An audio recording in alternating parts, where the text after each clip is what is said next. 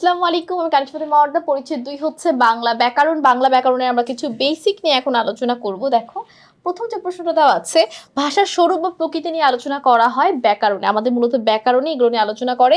ব্যাকরণ গ্রন্থে ব্যাকরণের বৈশিষ্ট্যগুলো সাজানো থাকে সূত্র আকারে। প্রথম বাংলা ব্যাকরণ 1743 সালে পর্তুগিজ ভাষায় লেখা হয় এবং লেখক ছিল আসাম্পুসাও। ঠিক আছে, আসাম্পুসাও ইনি লেখক ছিলেন। পর্তুগিজ ভাষায় 1743 সালে প্রথম লেখা হয়। প্রথমটা পর্তুগিজ ভাষায়, পরে তিনটাই কিন্তু ইংরেজি ভাষায় এবং 5 নাম্বারটা হচ্ছে বাংলা ভাষায়, তাও 1833 সালে। অর্থাৎ 43 থেকে 33 টোটাল 90 বছরের 5 বার বাংলা ব্যাকরণ লেখা হয়েছে।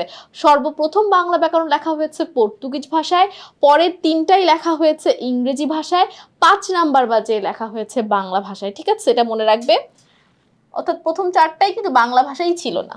এরপর দেখো, পূর্ণাঙ্গ বাংলা ব্যাকরণ গ্রন্থ। আচ্ছা, 1778 সালে দ্বিতীয়টা লেখা হয় ইংরেজি ভাষায়। লেখক ছিল ন্যাথানিয়েল বার্সি হ্যালহেড এবং বইয়ের নামটা ছিল a grammar of the Bengal language. ঠিক আছে, প্রথম ইংরেজি যেটা লেখা হয়েছে।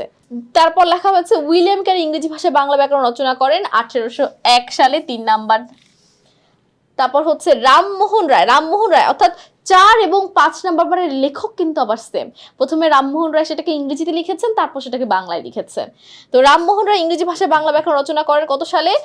1826 সালে, এবং তারপর সেটাকে আবার বাংলায় ট্রান্সলেট করে ফেলে সে 1833 সালে। বাংলা ভাষায় রচিত প্রথম বাংলা ব্যাকরণ 1833 সালে। লেখক ছিল রাজা রামমোহন রায়। বইয়ের নাম গৌড়ীয় ব্যাকরণ। এখান থেকে প্রচুর এমসিকিউ কিন্তু আসে।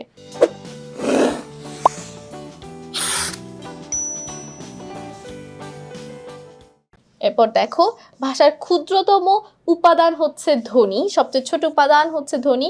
ব্যাকরণের আলোচ্য বিষয় হচ্ছে 4টি। ব্যাকরণ 4টা বিষয় নিয়ে আলোচনা করে।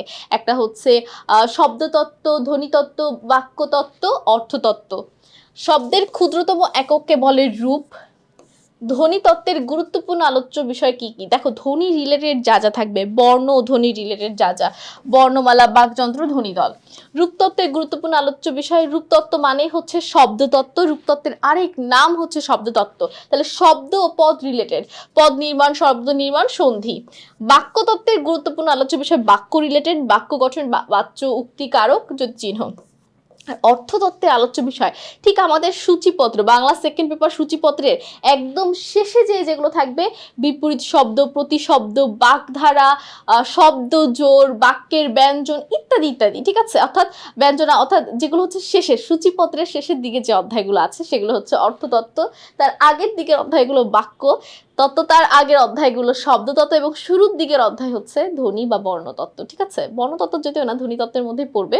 তো এগুলো এইভাবে ভাগ করা হয়েছে। অর্থাৎ আমাদের বাংলা সেকেন্ড পেপারের সূচিপত্রই ব্যাকরণের আলোচ্য বিষয় অনুযায়ী সাজানো। ঠিক আছে, তাহলে এইভাবে মনে রাখাটা তোমাদের জন্য সহজ হবে।